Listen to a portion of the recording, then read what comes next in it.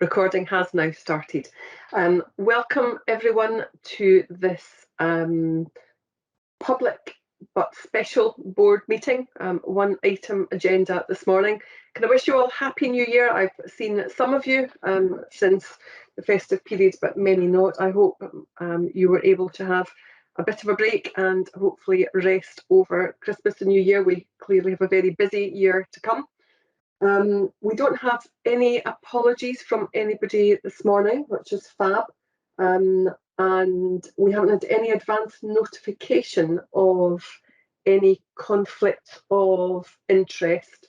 But if there are any, can we identify them as we go? I don't anticipate that, but just in case. As you know, this is a private meeting, sorry, a public meeting, but it's a special meeting. I'm presuming that everybody is content that we are doing all of this business in public. I certainly am. Yeah, I can see nodding. As you'll know, we have a private meeting after this session on a new link, but we will move to a new link before we move into that private session. This is public. Our item is the West Athet Resource Centre project funding. And I know that Ian and a number of his team have joined us to take us through that.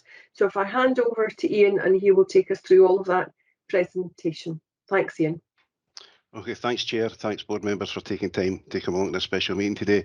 The reason for the meeting, there is some time constraints surrounding this project going forward and the decisions that need to be made to either progress it or not progress it, whatever's decided today. So I do appreciate you taking time out your diaries to attend today. I am going to, Chair, if it's okay, I do need to take everybody back to the start of this process, because it's been a lengthy process with regards to the West Arc, and I know there's a few board members will not know the history behind this going forward. Basically, back in September 2013, at the formation of the service, the Strategic Intent Programme, which included the West Arc, was approved to commence under Phase 4, which was due in 2016. This was part of the overall strategic intent for the estates programme, looking at the rationalisation of training centres, rationalisation of control rooms, rationalisations in equitable access of facilities across Scotland, and it also included the workshops area, and I'll pick up that a wee bit more under 3.1. The board in its meeting, during 2016, the capital DEL allocations from Scottish Government was slashed that year, and we ended up with only £12.8 million to go forward. So the West Arc was suspended at that point due to the lack of funding being allocated from Scottish Government. At its board meeting then on June 2018, we approved the business case to build the West Arc at Cambus, lying on the same site of the National HQ Centre, and obviously there was a cost associated at that point of £5.5 million. During the preliminary works being undertaken with the site, it was then noted there were some contaminants within the ground, and there was an additional £1.7 million associated with the cost and associated with the gas and electricity access to the site as well. So once again, it was taken in 2018 to pause the project going forward. We were then tasked to go and look at various options appraisal, which I know within the context of the appendices that you've got here, both the business case and the options appraisals. And the option appraisals looked at 13 long options and variable options of how to progress, looking at turnkey options as well as looking at brownfield and various other options. After the consideration and looking at the associated options appraisal, it came back that Cambus Lying, even with the increased cost, was still the preferred site and still identified to take it forward. Then in July, we came to the board, obviously, with the final agreement to take this forward, and at that time, it was £10.5 million for the project, with a final tendering confirmation. I will pause there. During that board meeting, I was asked to get cost certainty and cost clarification because of some of the historical issues that we had with other projects, namely McDonald Road, going forward.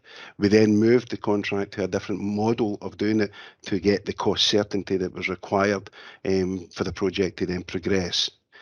So in the summer of 2020, we were in the process of doing this when obviously we were hurt with the coronavirus pandemic, along with the Brexit issues that came in 2020 and 2021.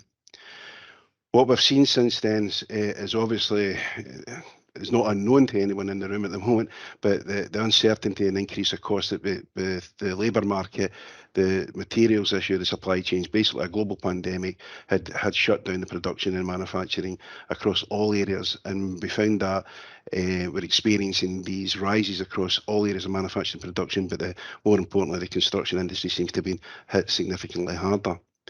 So in July, we had back to July when we had the board meeting, we had allowed an inflation allowance of 3%. Since then, that has increased between the tendering price index of 9 and 10% and the material price index of up to 22% on year. Now, if I can take you to 3.1, this is where I'm going back to the original 2013 strategic intent. At that point, we inherited 9 workshops provision. This was 8 existing fire and rescue services plus a workshop facility at the Gullen at the training site as well. The business case at that time was to look to rationalise these, and we looked at different options under the business case, and the rationalisation was to bring these down into 4 equally accessible sites and to the creation of what we call now asset resource centres. The reason that it's classified as an asset resource centre, it was to give our colleagues a one-stop opportunity for everything related to assets. So that would allow them to take their phones, their laptops, they would have ICT, property, stores, vehicle and equipment and PPE would all be in a one-stop locations in 4 locations going forward. Now, during that original business case, it was identified that the Kicadens workshop was absolutely ineffective in its current model. I've got other photographs I can share if need be later on in the presentation, but basically it's a single level with no room to put in modern ramp facilities. It's a pit area, i.e. there are pits all over the working, so you're asking the mechanics to maintain a third of the fleet out of Kicadens basically in conditions which would not be suitable for any modern workshop going forward. And credit to the team that's in there, and I know Scott Morrison's on the call here as well today, credit to the team. They have been working with these conditions for some period of time, not to mention that the site has asbestos clad buildings that are all around it and require significant investment, and we do have some rodent and pigeon issues that keep reoccurring on site that we have to deal with as well. So the decision was taken that it wasn't ineffective, it was in the city centre of Glasgow, and it was also acknowledged it was sitting on a 4.4 acre site along with the fire station there, which was a significant capital receipt and its intention to release. Now, again, I'm going to pause there. The 3 main sites that we have in our estates portfolio that we have some equity in, and by equity I mean that we have a building on the site which we're not utilising the full value of the site, i.e. we now have a 2-pump fire station on Cowcans on a 4.5 acre site along with a vehicle workshop. We also have Blackness Road, which is a significant site with a 2-pump station, and there's a smaller element within Dumfries. These are the only 3 properties that we have any equity that we can release to generate capital receipts to reinvest in at the front end. So as a director of the income coming back in December, we received the cost of £13 million or £12.994 million. We quickly did a revalidation of the options appraisal just to make sure that we hadn't missed anything. We quickly had an urgent meeting with all the stakeholders that have been moving into the West Start just to make sure that we weren't asking for a Rolls-Royce version of the building, that the space management was correct, and we tried to make sure it was managed down if there were any changes that we could do, value engineering changes. Now, to be fair, the value engineering look at this site had been getting done over the previous 3-4 months anyway. So we came back with some increased costs, which we're acknowledging here within the report under the energy and carbon management element, and I will pick that up as we go through the report. So that kind of review of the specification, review of the options appraisal, that verification was done through December going forward up until obviously today. As a consequence of the delays, there have been no under 3.4. All we're saying in there, this was a site that we looked to start replacing in 2013, 2014. Since then, there's been no significant investment in either the station area or the workshop area, and both have a significant backlog maintenance associated with them going forward, and both are in need of work going forward within this complex, as we would like to call it.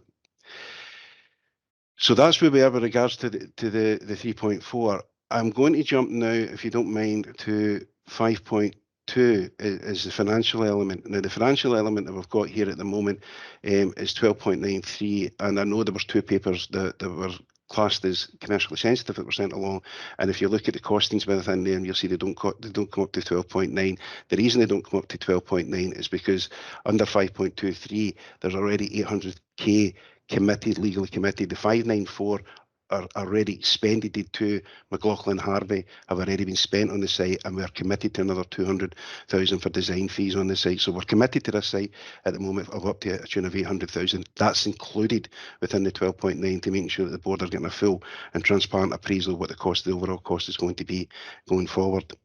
Now, the other element I've marked in here in discussions with the Chief and Deputy Chief Officer was where was the money coming from this? And if I can draw your attention to 5.2. The 5.2, what we're saying in here is we would normally have a 3-year capital plan, which the board's agreed previously January last year. Now, within that plan, there is allocated costs towards fleet and other areas, ICT and various other areas across fleet going on over the 3 years. What we've experienced over the last 18 months has been a slippage in the supply chain for the chassis coming in. So we're currently got 25 frontline appliances and 2 high-reach appliances in construction, mid-construction going forward. Now, that's not unusual for us. We usually have a carryover going forward, but it's unusual to have so many carrying over into next year, in the next fiscal year. Now, what we'll have done by the end of 31st of March, we will have paid stage payments towards these vehicles, but we'll still have an element of stage payments to pay.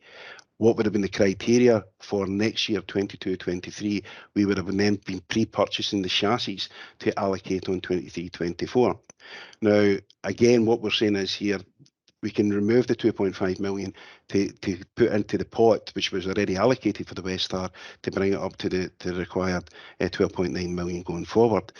What we would do then, just to give the board a reassurance, then what we would do then is we can still order this. It's just more about a timing issue. We can still order the chassis for the 23-24 build on late or early January on 23, which then will get delivery and payment on the 23-24 financial year. So again, those that know me, I'm very passionate about this single year capital spend and some of the challenges that we've got when we're doing cash flow and doing cash movement on this. What we're saying here at the moment is there is an opportunity for us to delay the purchase of the chassis for the following year, but still take delivery of them within that fiscal year and still meet our replacement targets within the fiscal years of 23-24, and still accommodate the West Arc being progressed here and now. Now, again, within the West Arc, we see this as being a keystone of unleashing the capital receipt on the site at Cowcaddens. Now, the reason I'm hesitating there, if I can share with you, I'll just bring another over a second. Hopefully I'm sharing that. Can somebody confirm? I can't actually see what I'm doing here at the moment, so apologies. Yeah, I see the chairs now. Right, okay. So what I can show and demonstrate here, one here is number one here is the fire station. Just bring that up a wee bit further. Number one's a 5-bay fire station, which is now operating with 2 pumps in within the station. Now, it's anticipated we own this full site here right along this boundary, and I'll show you the graph at the side here. The vehicle workshops is sitting in this area with the hose workshops there and various outbuildings along here. This is the ladders workshop, again, which is mostly derelict. Along this end of the building is derelict and not being used at all. So the overall intention is today is to agree the West Arc. That's the first decision. No other decisions have been asked for today at the moment, but it's the decision to progress with the West Arc. By removing this entity from the site, it then frees up this site here to move into here. We own this site here as well. This is the old BTC, Strathclyde BTC training centre, or otherwise known as Cheapside House. You'll have heard, and there's a nursery associated with that. We own the ground where the nursery was in as well. So the intention would be part of what I would class as being a domino project. We do the keystone release of this to Cambuslang. We then look to build a new fire station as we've seen here, and I know the document, restricted document, was sent to you about the options appraisal for the fire station, but I'm not asking for permission for that today. That will fit it in quite clearly, and we've done the work and the due diligence to make sure it will fit on the site within there. Then releases the 4.42 acre site for sale, which would be a significant capital receipt. Again, I'm going to be very candid here. Somebody maybe asked me what the value of that receipt is. I'm not prepared to get into that, all I know it's significant. The reason I want to get into that is because I had egg in my face when, and the chair will know this, when we came to the board with the sale of Lauriston Place in Edinburgh. We had evaluated at that time at 3.7 value. The board members, several board members who had an interest in the Edinburgh area and knew the prices in Edinburgh, thought that was rather cheap and asked us to put it through an auction. We had a buyer already aligned for just under the £4 million. It went through an auction, and the buyer we had aligned at £400 bought it for 9.2 million. So I had to come back with my tail between my legs and apologise to the board, because that was the advice that we'd got from our professional advisors at that time, was to go with the riding appraisal. So hence I will never put a price on a significant piece of land going forward.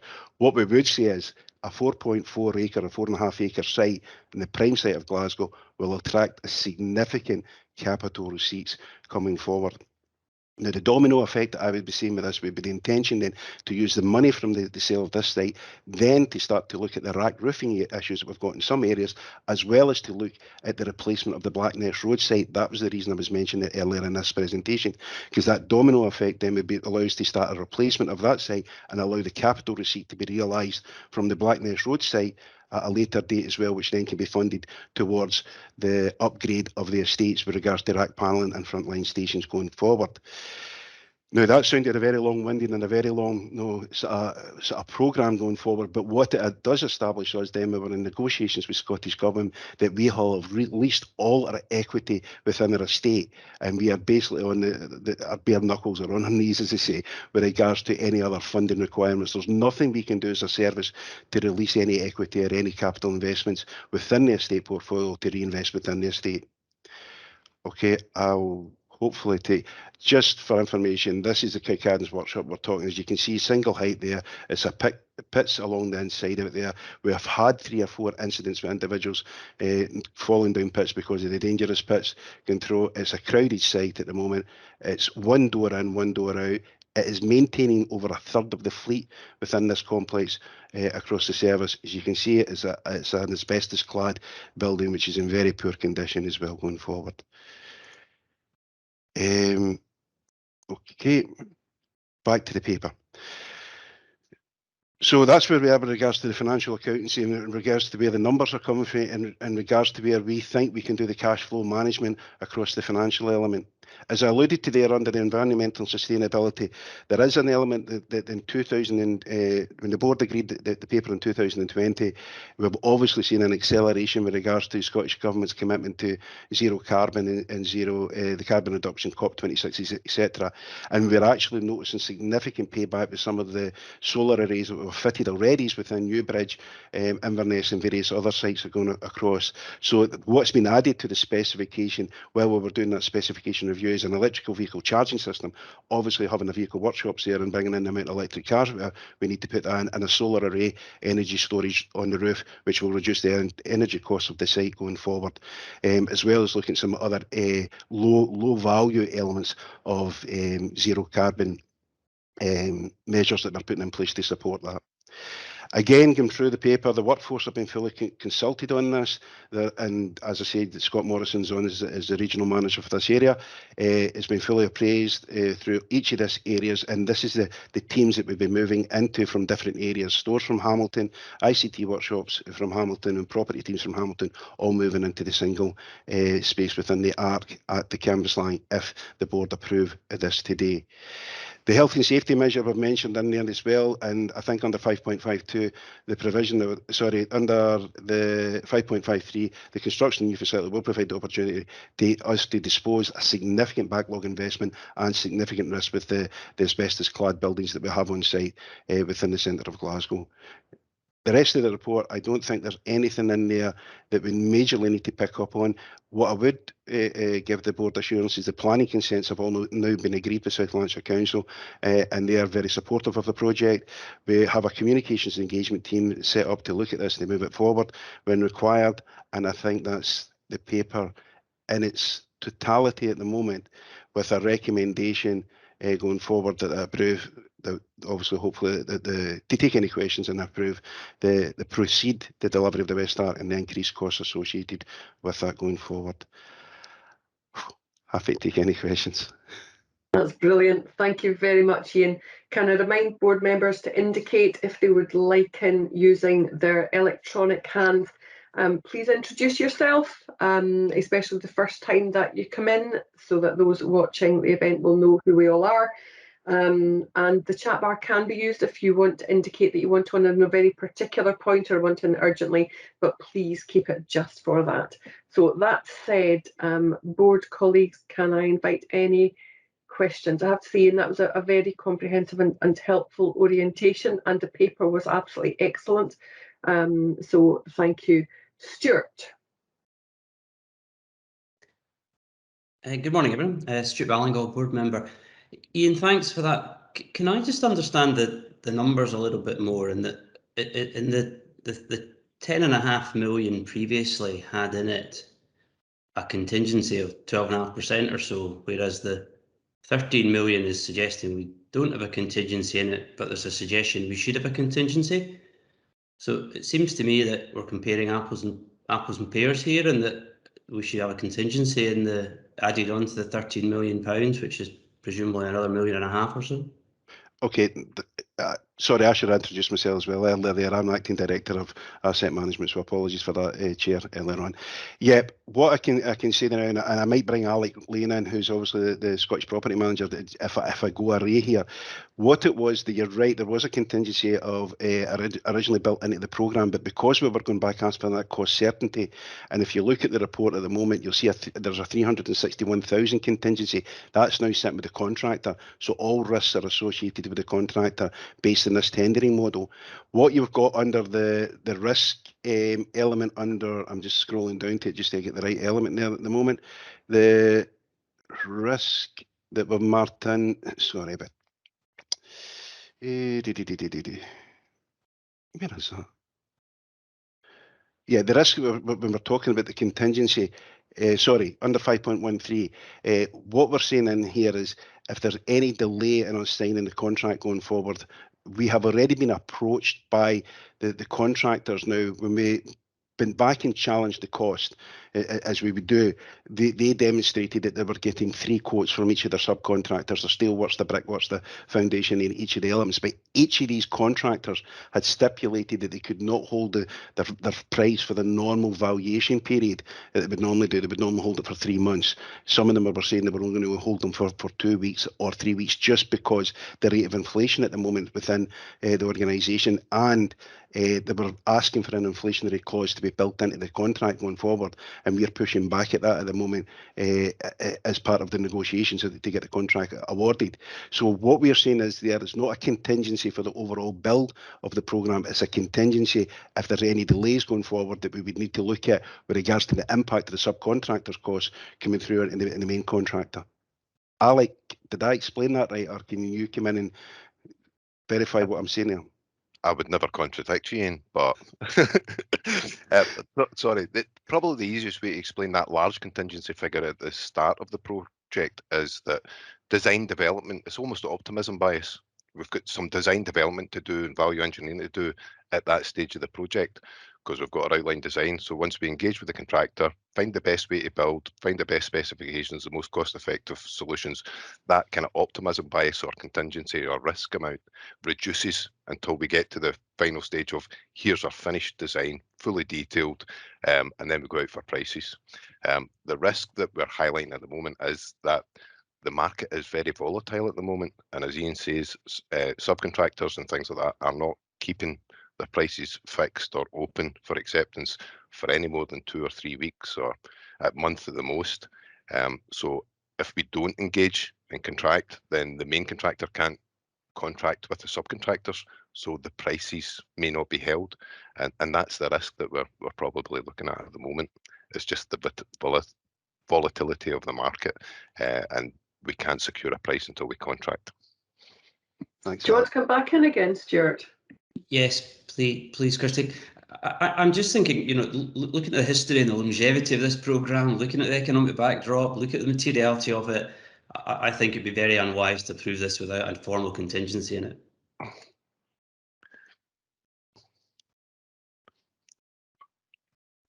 I would support that. What I would say there is, yeah, the contingency element at the moment we think is a lower risk, and that's why we've not built it into the overall financial costs. There is volatility. As soon as a contract is signed, and it's anticipated that that contract will be signed next week, we'll have an absolutely clear identified cost. Now, what I would be saying there, I have got a great team there, and I will say that at the moment, who will go and back and negotiate and push hard to make sure this is within the costing envelope. I cannot say without 100% certainty, Stuart, that I wouldn't be back saying that there has been an increase, but I think that increase would be minimal within the area. I don't think it would be anywhere near some of the figures that we're seeing at the moment. Yep. So I'm going to come in again on that point, and so this is a genuinely open point for consideration for Ian, and I guess for Martin as the accountable officer. Given that you have identified that this is a risk, given that I think we're all aware of the pressures just now, we clearly have a paper with a particular recommendation, but I think what Stuart's identifying, and I guess you're acknowledging, Ian, is that there is a risk that this actually might still go over a little bit further yet. And rather than you coming back to us in 6 or 9 months and saying, well, we've now identified that actually there is an extra 2%, that we think probably we could take account of because we are still in such unpredictable times, is it worth us discussing that possibility now and given some further authority around that? Martin, I'll bring you in. Thanks, Kirsty. Martin Blunden, Chief Officer.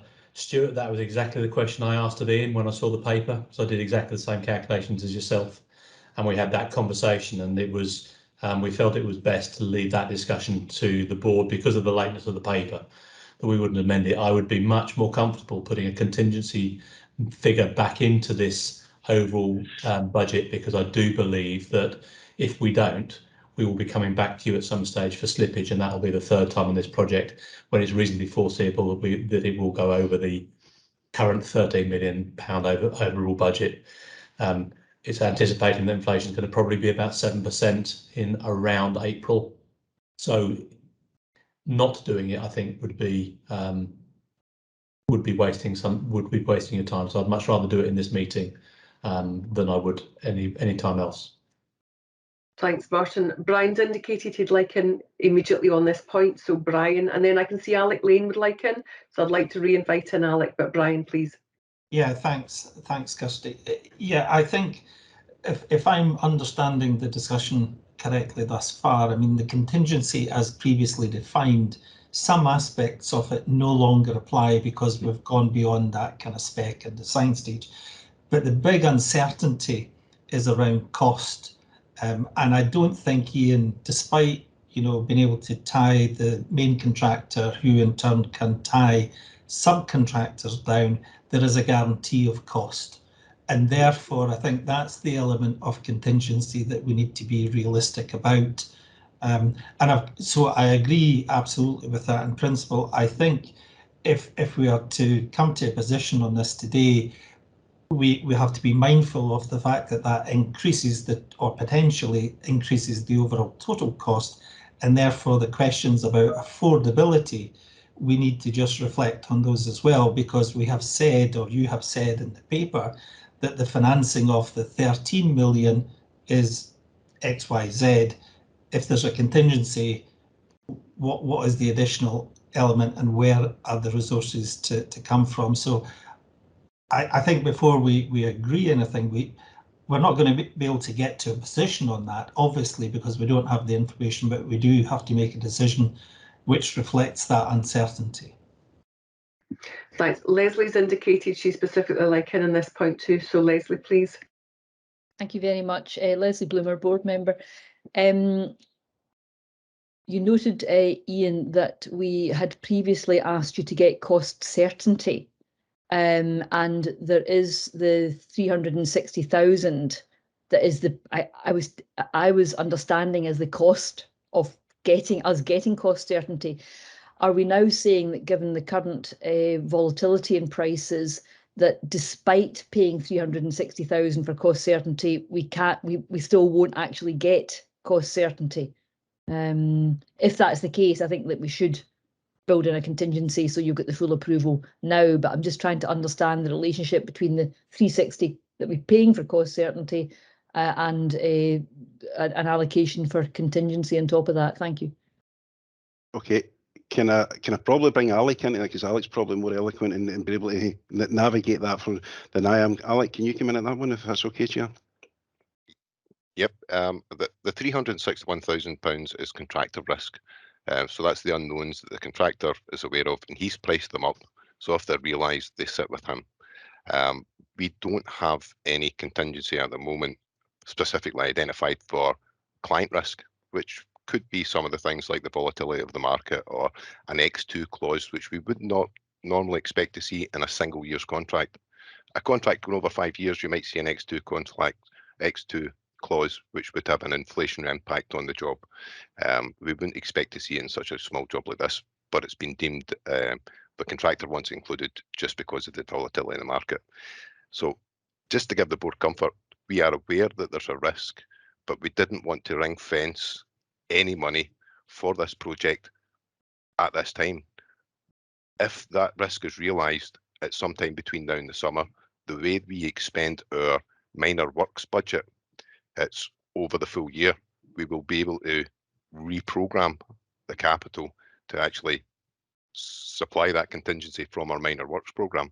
Just didn't want to ring fence it just now to have it sitting there and not have us pursue projects and designs and get prices for our minor works. But we do have the facility, if the risk is realised by the summer, to then fund that risk. So it doesn't set a contingency of £500,000 sitting somewhere doing nothing that nobody's progressing, but it's in our back pocket. It was just an internal thing between ourselves and Ian. But that was probably the best explanation I can give at the moment.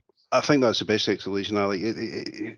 Capital, we don't have a lot of capital, and I completely acknowledge this. And there is a bit of sort of short-term pain for long-term gain with regards to this project at the moment, especially this current year.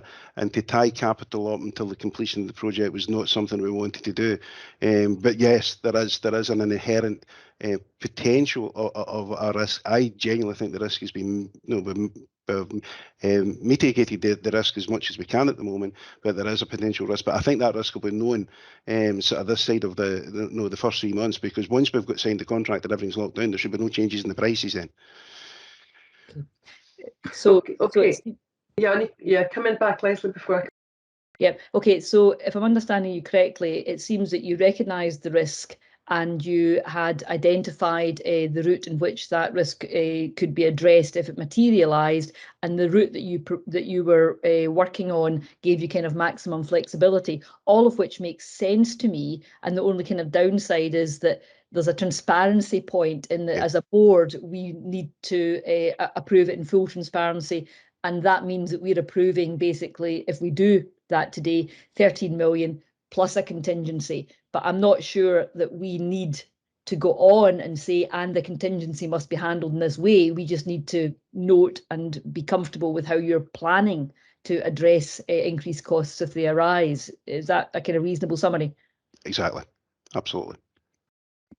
Yeah, so that was more or less what I was going to come in and say. That so that was very helpful. I think the transparency aspect is really important, and I think getting the governance right around this is really important. So I'm flagging, Richard, can you be thinking while we're speaking about how best we might sign this off with a potential contingency, because I'm sure the board will want to see a little bit more about that rather than just signing off and saying there can be a contingency. So can you ever think about what that wording would look like and how we might do that, whether there's, I know we've got very limited delegated authority around this, so I think we need to prove it subject to further information, but can you think about that governance route?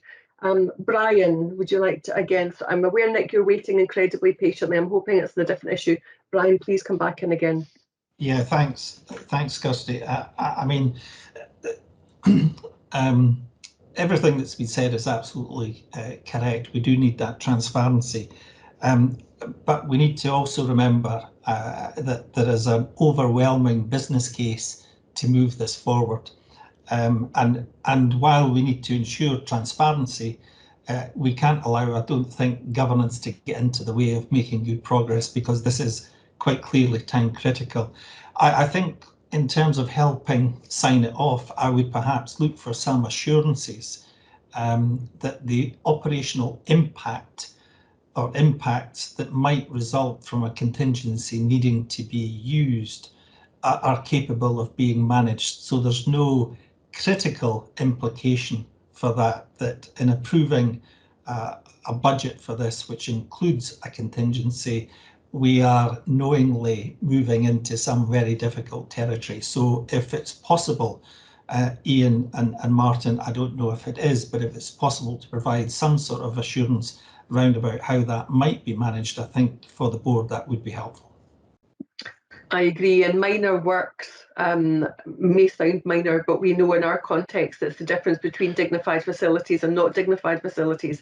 So there are significant people issues as well as operational issues around that. And I agree entirely, Brian, this is about making sure that governance fits with what we need, not putting it in and delaying this in any kind of way. Ian, please come in. Yeah, if I can come in, I can give the reassurance there that we see this every year with the capital programme. Going back to the single year capital, we have some projects that are accelerated, some projects that are delayed. So the cash flow movement of that has never derailed any of our capital ambitions over the 3-year plan. We took the opportunity this year to accelerate the PRA based on the firefighter safety issues, and we've got that rolling out there, which is accelerated from next year. So I've got space next year where the planning was getting done within the capital there. So I can give the reassurances on behalf of the Chief Officer that it will not impact on any operational activities going forward, because we will manage the cash flow between each years. And John keeps me right with that. He's the police that looks over my shoulder when we're doing this to make sure that's forward and going through. I would offer another option on the governance element if Richard would agree and if the chair agrees. This is a special board meeting to agree this because of the uniqueness with regards to the volatility of the marketplace, and because we're sitting here having this discussion about the additional 2.5 million. We have a governance route in place where we have a project board up through the change committee, and what I would be suggesting there, if the board are happy to agree this with a contingency figure in there, we will report that through the change committee and up through the various governance route up to the change committee, or we can come back to another board meeting and do the same as well. That's what I would suggest has been the governance route to take this forward. I'm very keen we don't come back to the board again, because that causes delay. So I think it's really important we sign this off today. The reporting route, as is recommended, is through the change committee. It's just to make sure that we are able to approve a contingency without stating a figure on it, given that that kind of financial sign-off is significant. So I'm sure that John and Richard are busy texting each other at the moment, sorting that little bit out between them. I'll presume that they are. I'm going to bring in Nick. I'm aware, Brian, your hand's still up. If it's supposed to be up, I'll bring you in next, but it may still be an error. Nick, please come in. Thank you, Chair. Just let me lower. Oh, a minute. Lower my hand. Nick Barr, board member. It's related. It's related to this conversation in so much that it touches a little bit on what Brian says here about just making sure there are no unforeseen implications of what we're talking about around the edges without knowing the detail. Ian, can I just check my understanding before I ask the question? So my understanding is that we are part of the funding of this additional money is coming from a delay with the chassis with the vehicles. Is that correct? Okay. Yep. So if that is correct, then I guess I'm absolutely sure, this will have been thoroughly discussed at senior leadership team, etc. But could I just request a brief comment from Stuart, please, just on the service delivery impact on that, and just making sure that we're okay with the impact on the actual operational service delivery. Yeah, I guess that's be highly dependent upon where the contingency money is derived from, Nick, to be honest. But if it's the chassis point, just the fleet will be older than what it currently is. I know that makes perfect sense, you know. So the fleet is well maintained by Ian and his team at the moment, but it's probably best for Ian to actually determine what that actual impact would be in terms of that chassis slippage. If I can come back in there, Chair, what I would say is that there's no change to the investment on the fleet. It's just the cash flow modelling out how this goes. Normally, we would have had the 25 vehicles that are in build at the moment. Half of them would have arrived in this side of the fiscal year, so we would have paid more, and we would have still been carrying over some. But we would have been ordering very early in the new fiscal year. The chassis to arrive August or September, to go into a build process for the following year. What we're saying is here that 2.5 million for the chassis element, we will still order the chassis, but we won't order them until January, February. They will come in early in the fiscal year and still go into the build process. So if you think it was a production line, it's just about how they're coming along the production line. So the same quantity is still going to be delivered. There'll be slightly delays in the delivery, which is out with Matt and nothing to do with the best start. That's the volatility we're in at the moment.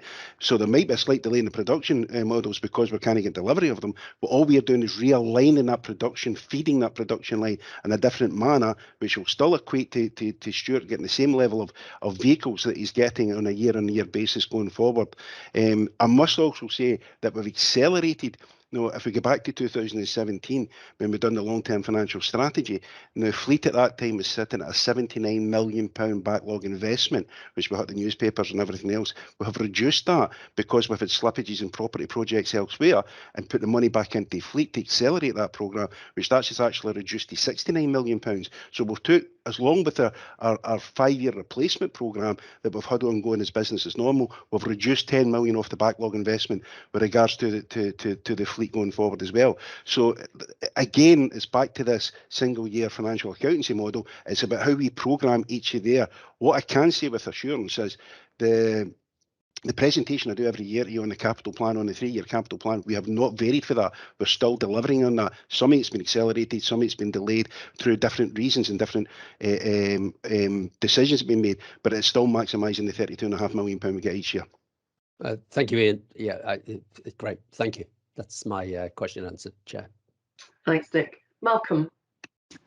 Thanks, Chair. Malcolm Payton, board member. Very specific point, really. In general, I think it is very positive and happy to support the work that's been done. It was just that I see in the report there's a flood risk, not for the site you're planning to build on, but for part of the ground which is kind of adjacent to it. And I think it's a 1 in 200 year risk. I'm aware of another project where the 1 in 200 year risk happened a couple of years ago, and they're thinking it might happen again in 2 or 3 years' time. Obviously, there are environmental concerns about changing climate and so on. So are we confident, perhaps about the 1 in 200 risk on that area, but obviously the extended site, the site we're actually building on, have we looked enough at the flood risk and the changing environment, and are we confident with that? Yes. I was actually, no, the reason I hesitated there, I was actually tempted to bring in the HMFSI, Robert Scott, because he was the one that actually built the site here at headquarters. And during that time, going back to my day with that, it was identified that there was a flood risk on this site, and the site was predominantly built up to accommodate the rest of it. Hence the reason you're seeing that area where the Suds pond is and where the area is the 1 in 200 flood risk. So we're confident, or my team's confident, and the information that we've got, we're confident there's no risk associated with the new build being within the floodplain, because it'll be raised up as well as part of the process going forward. Thank you. Lovely, thank you. Any additional questions from any board members before I go to Leslie? Please come in. Thanks very much. I just had one other, and it was just, did we do everything that we possibly could have done to reduce the top line? Is there any way that we could have got a final cost of less than 13 million, Ian? Thanks. Leslie, it's absolutely was my first question when I seen this coming through. My hair went whiter than it is at the moment with regards to it. So yes, my first question was we scrum down as a team, including the clients. When I talk about the clients, I'm talking about everybody that's going to be using the site, to go over it in a forensic analysis of anything that was on the site that could have been done as a value engineering exercise. I also tasked Alec and Claire, they're on the call at the moment, to engage with the contractor to be reassured that we were getting the best value with regards to the competitiveness of the subcontractors. And Pick Everett's was also involved, an independent, to look at that, and all have come back and verified, and the documentation is within the report that I verified that the costs are accurate. Thank you. Lovely, thank you. Any additional questions, final questions? No, okay, so clearly there's a compelling case for us to approve this, and it's time dependent. So I'm sensing from the board's comments and questions that we are absolutely content to approve this and for the process to be through the change committee. Can I bring in John, please, and or Richard, just around how we sign this off formally? John. Yes, thank you, Chair. John Thompson, Acting Director of Finance and Procurement. And absolutely right, Kirsty. Richard and I have been chatting in the sidebar, trying to understand how we can cover this off. The key point here is that obviously the board are seeking to give approval and cover an element of contingency. And ideally, we would want to have an amount of money that's identified as that contingency, or a percentage even, which will still translate into a value. And that's the challenge that we have here. Now, because otherwise, leaving it even just to the change committee thereafter, they don't have that authority to approve that additional funding. I know that that's where you were coming from. So I think what we have to do, if we're trying to approve it here today, is that we identify what that contingency element is, and we also explain how that is going to be funded from the minor works. I would offer the fact that minor works, Ian wants to come in. Minor works is about £5 million that we're anticipating in the capital programme for next year. But I don't know, Ian, if you've got an amount in mind that you would look to consider in terms of that contingency element.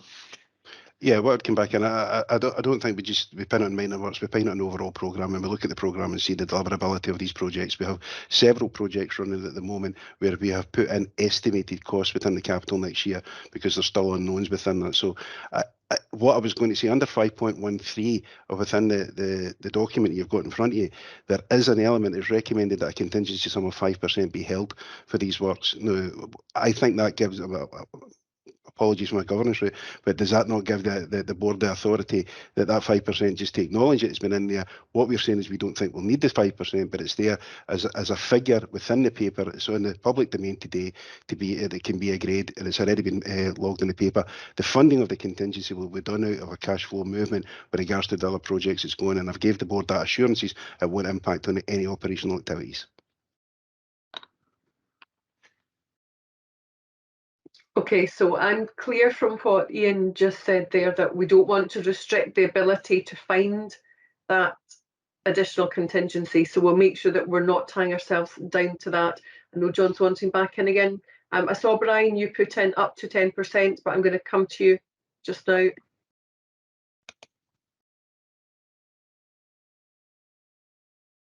So I don't know if I was muted there when I said that. I'm going to come to you, Brian, in case you want to come in. Sorry, Kirsty. Yes, I think for completeness, I would prefer to see the budget approved with a contingency up to 10%, so we know that it's another 1.3 million, because you know the reality that we've come to know suggests to us that that's going to be more realistic, and I think it's wise and good governance to be open and transparent about that at this stage. And we're accepting the assurance from Ian that if it's up to 10%, it can be accommodated without any significant critical operational implication. So I'm looking to Martin primarily, that he is happy as accountable officer that we put that in. I'm confident as a board member, and I'm presuming from other board members' tone here, that we know that Ian will not spend a penny more on this than he has to. And John will be sitting on his shoulder supporting him in that decision. So I don't think we need to worry about saying, oh, well, you know, if we say up to 10%, 10% what we spent, we know that is not the case.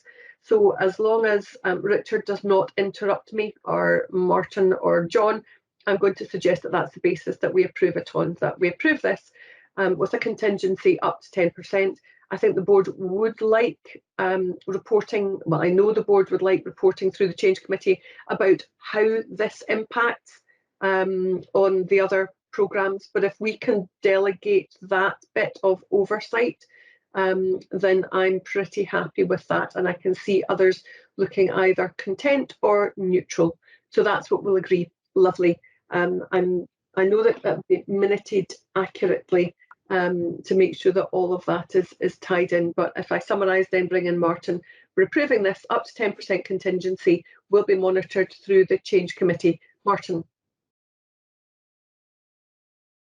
Thank you, Chair. Thank you, board members. I think this discussion has just demonstrated the significant challenge that we have with our capital programme. And I'd just like to recognise the work of Ian and his team in bringing this. I don't know how they manage to bring the capital programme in every year on budget, but they do, by what Ian has described in terms of slipping things between projects to manage this overall.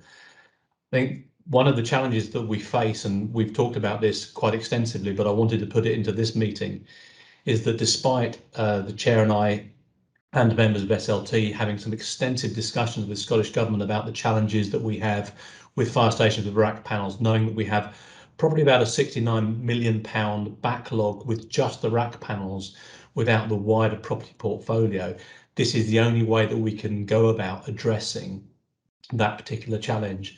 And the Chair and I have got a conversation with the government next week to talk about this, in particular the budget for next year. And one of the things we'll be seeking is a commitment that we can actually retain, which was the intention under strategic intention, the capital receipt we have for this particular site. We have had commitments over the last 12 months that that would be the case, but this is really important that we're able to maintain it. As Ian alluded to right at the beginning part of the single service, I think it's 15-16, we had some of our capital withdrawn, which has significant impact across the service. If our capital receipt is not, we don't allow to retain it, we believe from the condition survey that we've got that we have a number of fire stations that will become uninhabitable over the next 2 years. That's whole-time fire stations, and we will lose that asset within the community. So this is one of our essential keystone projects to enable us to do a load of other things, including removing some additional money out of our revenue, or the cost out of our revenue budget, so that we can do more with very scant resources that we've got. So thank you for the scrutiny that you've given this, which I think is completely appropriate this morning, and thank you to Ian and his team for the work that they've done on this. Thank you, Chair. Absolutely, thank you. And that's a timely reminder, Martin, of the huge challenge that we have within our capital budget and the great work that's being done. That finishes the public special board meeting. Our next board meeting is on the 24th of February, also a special. It reflects some of the frequent, or the quick moving series of decisions that we're having to make at the moment. We are going to move in now to the private session. That is on a separate link. So I'm going to thank you and say goodbye, and I will see board members and SLT back in the private meeting very shortly. And thank you very much for your contribution and all the work getting us to this today.